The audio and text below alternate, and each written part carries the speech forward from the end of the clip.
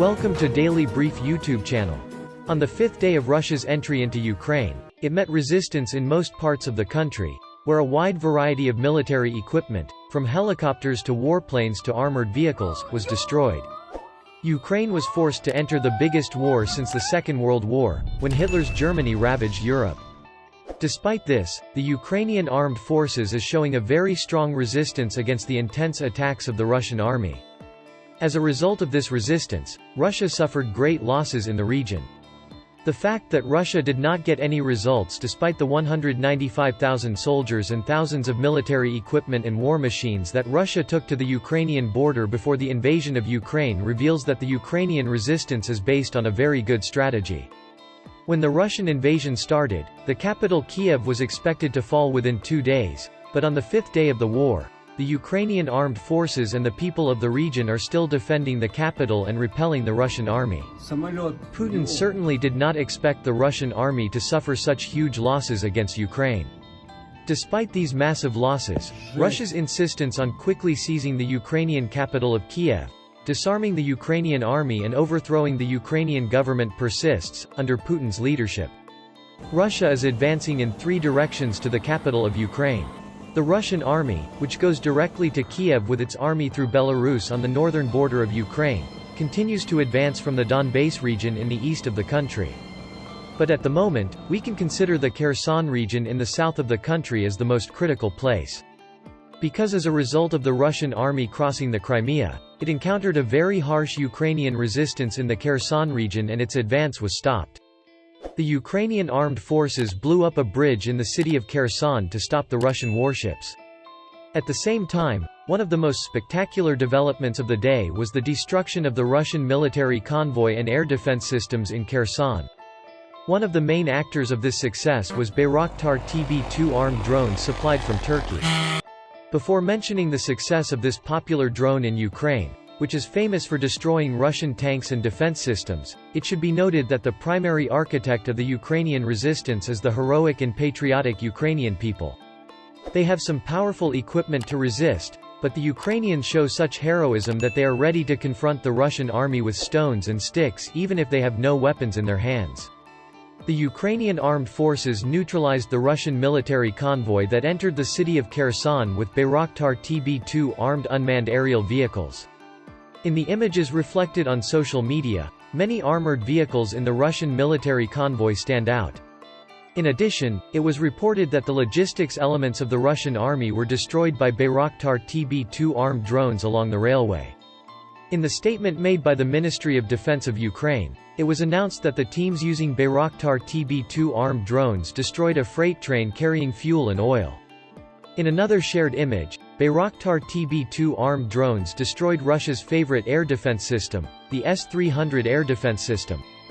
According to local claims, the Russian military convoy advancing south of Gostomel airport in Ukraine was shot down by Bayraktar TB2 armed drones. Local accounts shared the image of the destruction of a convoy of Russian military vehicles on the way to Kharkiv. The Bayraktar TB2, procured from Turkey, may be the most strategic weapon of the Ukrainian army, despite the large arms aid from the European Union and the USA and many high-level weapons used in the region. Because Bayraktar TB2 unmanned aerial vehicles had proven himself in the wars in Libya and Nagorno-Karabakh. However, it has now been seen that Bayraktar TB2 can also be successful against the Russian army, which has high-level radar and air defense systems. It is seen once again that the drones, which are mentioned as the technology of the future, are a much bigger threat when armed as well as tracking and reporting the activity in the region. The showdown with Bayraktar TB2s in Kherson and Kharkiv suddenly brought the interest in armed drones to a peak.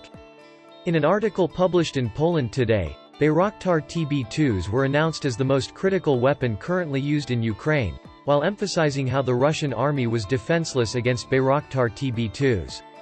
It is also reported that Poland made a request to receive the 24 Bayraktar TB2 armed drones purchased from Turkey earlier. Kiev took delivery of 20 planes, but analysts expected the plane to be neutralized as Russia targeted Ukrainian airbases in the early stages of the war.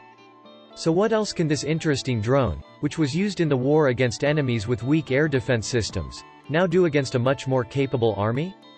Before the conflict, Most people would have said that the Russians would destroy the launch sites and command points for the Ukrainian TB2 crews, and so they don't seem to have chosen to do that until now, said Dr. Richard Connolly, director of the Center for Russian, European and Eurasian Studies at the University of Birmingham.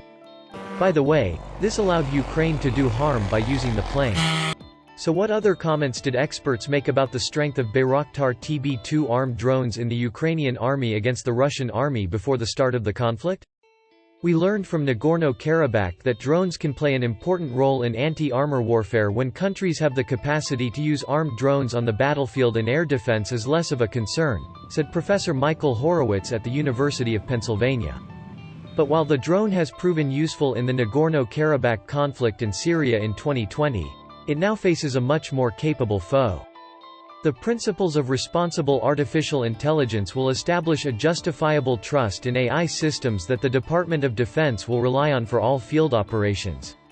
Mark Cancian, senior advisor at the Center for Strategic and International Studies, wrote in a recent article for Breaking Defense that a conflict between Russia and Ukraine will give insight into the usefulness of the modern tank, an aspect of the terrain, on the battlefield. The war questioned by some experts after the Nagorno-Karabakh War. Reuters reported that Russia has an estimated 2,840 main battle tanks, citing research from the London-based think tank International Institute for Strategic Studies. It's different because you have two rivals with more developed armies than you have in Nagorno-Karabakh, Cancian said in an interview. The Russians, of course, have an almost first-rate army. Sam Bendet, a Russian military expert who advises the CNA think tank, said, "The Russian military claimed that the Bayraktars would not be a major threat to a power like Russia because of Russia's advanced early warning radars, electronic warfare capabilities and layered air defense. Russia is encountering more resistance than it expected from Ukrainian forces, but Russian President Vladimir Putin still has unused combat power at his disposal."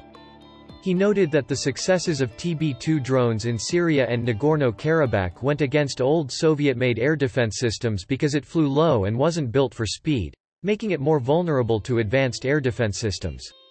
The United States and its allies also provided the Ukrainian forces with the Javelin to defend against Russian tanks.